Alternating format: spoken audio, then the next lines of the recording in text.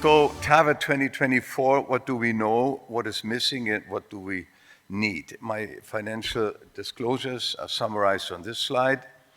And I would like to start with some general remarks, and I really like this slide, the Rumsfeldian thinking.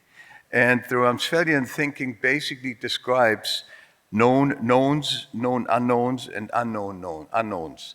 This is something very important. It used to be used by Michael Mack for bicuspids, but it really is very well apted and suited for TAVR. And I would like to start with the known knowns.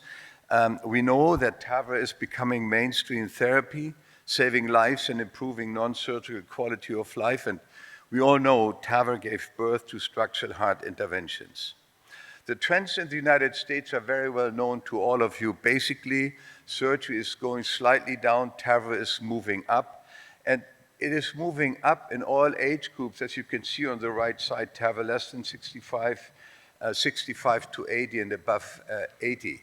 This is not the case, by the way, in Europe, but that's the trend in the United States, and the expected growth until 2030, 300%. So we will definitely raise the numbers of TAVR. Something that I would really like to address, and something that I believe is very important, improved patient selection and disease awareness.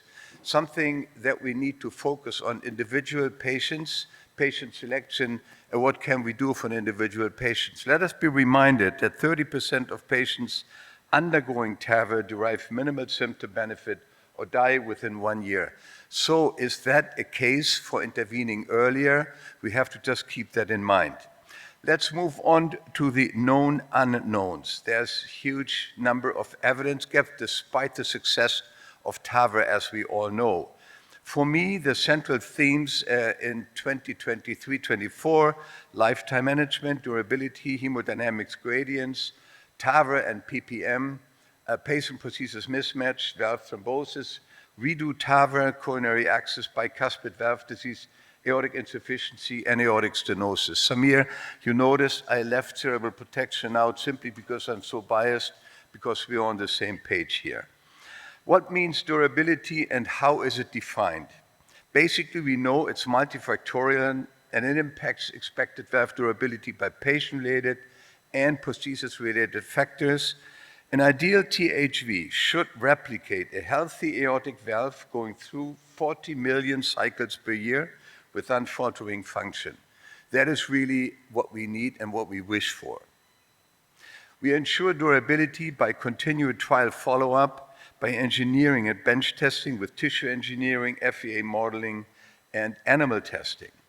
Also, we ensure durability by improved deployment accuracy and ease of use, new repositionable systems, and continued advancements such as advanced steering, torqueability, depth control, and low-profile materials.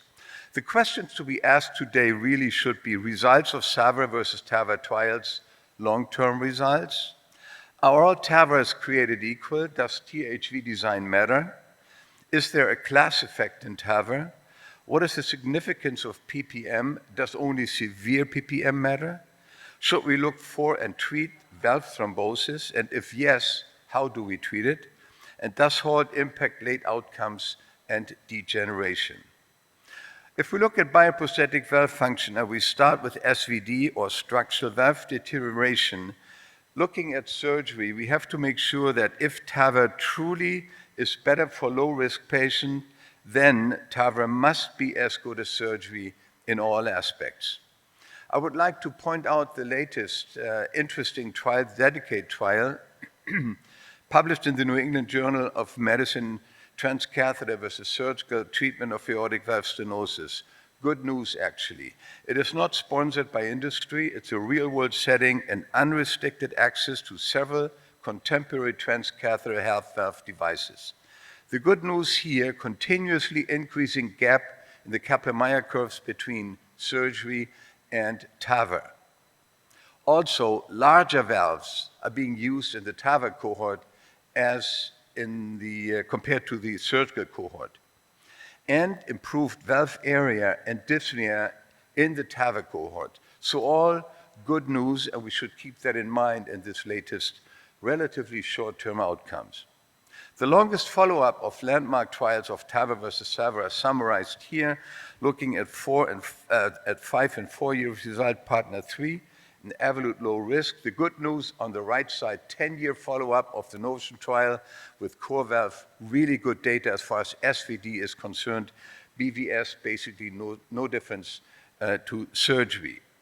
The low-risk trials showed non-inferiority, partner 3, or superiority, Evolut low risk for TAVR compared to surgery, particularly looking at SVD and BVS as shown on the left and the right side of the slide.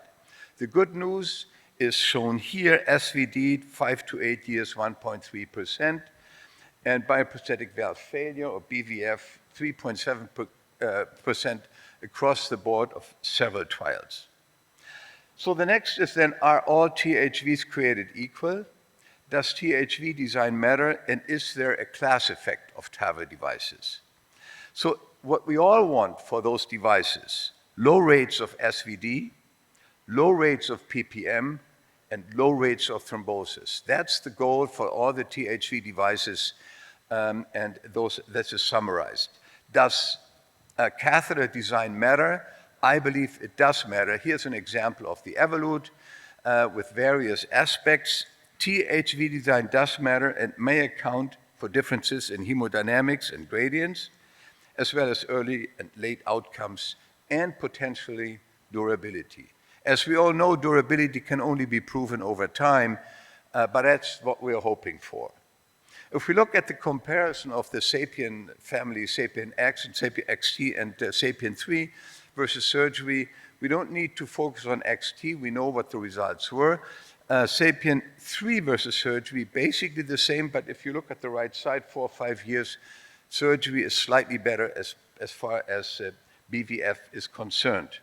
The case for durability on patients with supraannular TVR, gradients, SVD, and BVS are shown here. Good gradients, better gradients in surgery. SVD compared to surgery, also better. BVF, no significant difference. So what have we learned, TAVR versus surgery? Similar late outcomes in all-cause mortality and disabling stroke. Higher rates with surgery, new atrial fibrillation, bleeding complications, and renal injury. Higher rates with TAVR, permanent pacemaker, and paravalvular regurgitation. Competing risks, shared decision-making by the heart team. I think we all agree to that. TAVR has revolutionized the treatment of patients with severe aortic stenosis, which has become the dominant therapy in all patients except the very young, less than 65 years. Very young, Samir.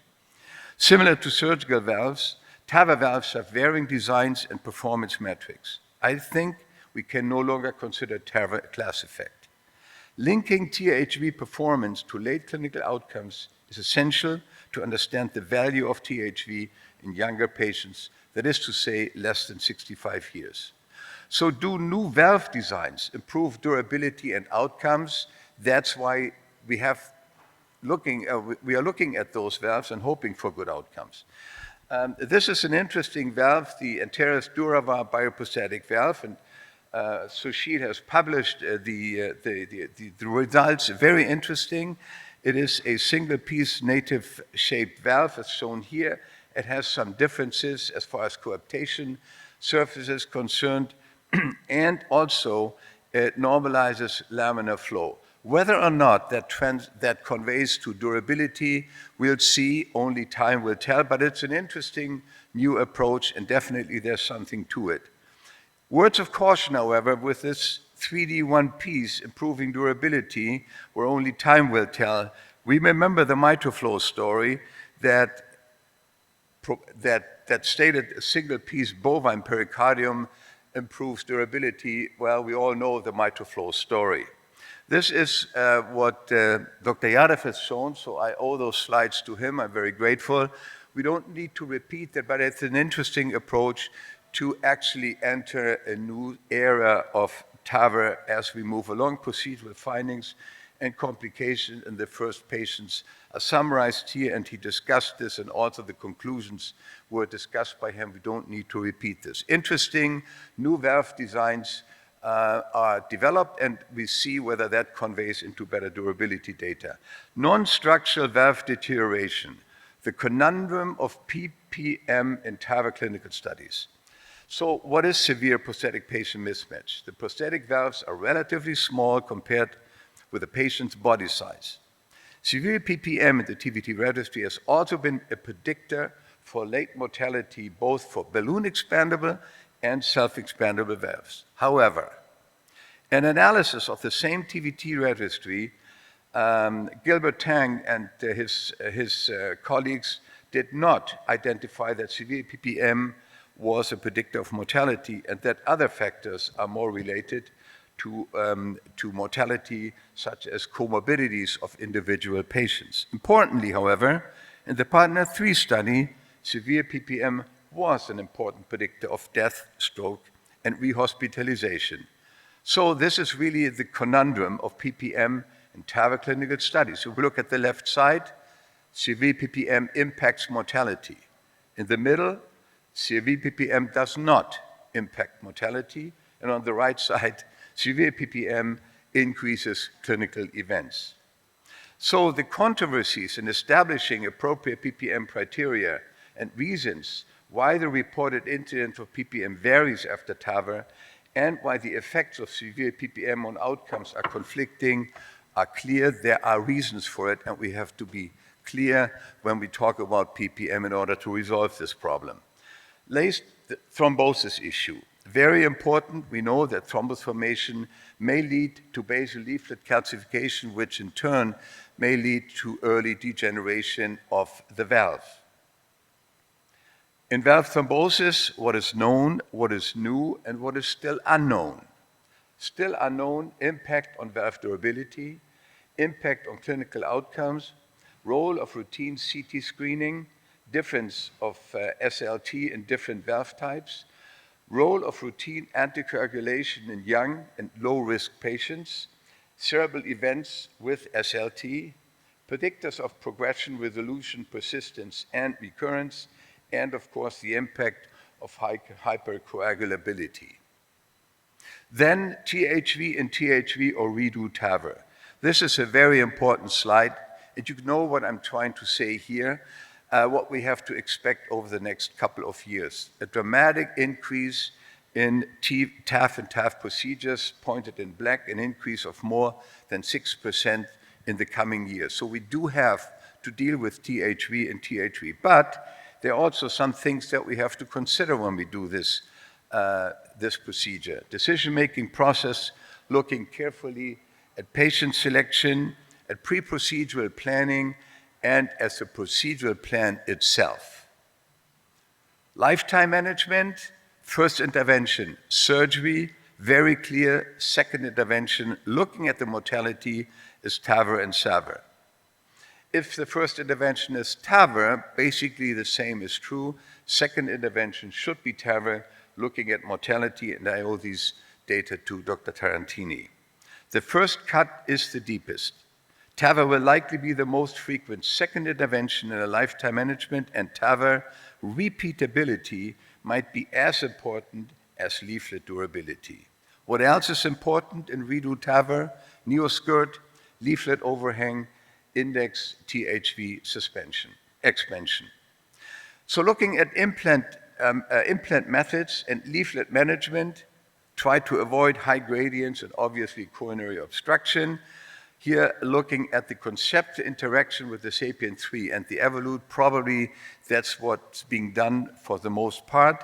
The lowest risk of coronary flow obstruction and highest likelihood of coronary accessibility occurs with S3 outflow at Evolut node 4, in general at least.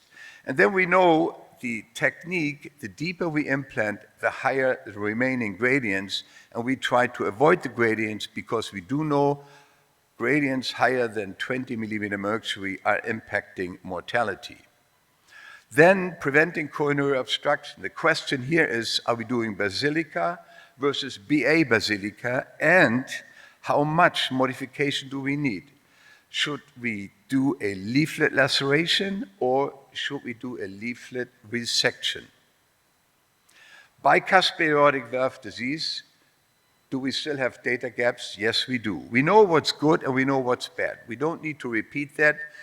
particularly if we look at calcium impacting procedural outcome apart from the Sievers type.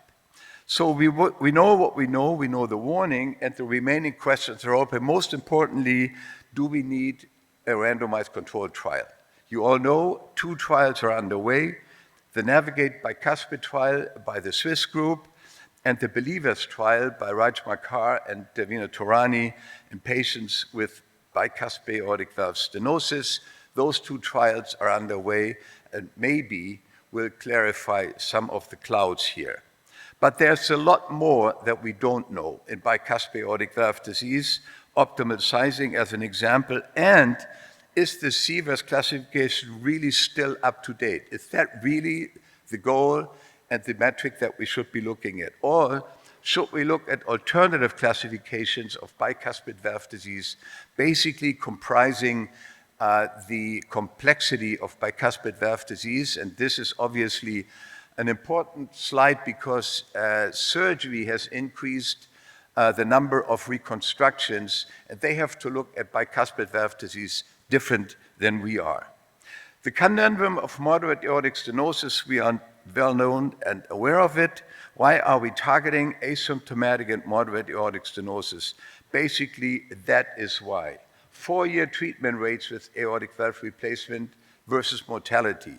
You can see there's a big gap, and we have to close that gap by tackling those patients earlier, but we need to prove it.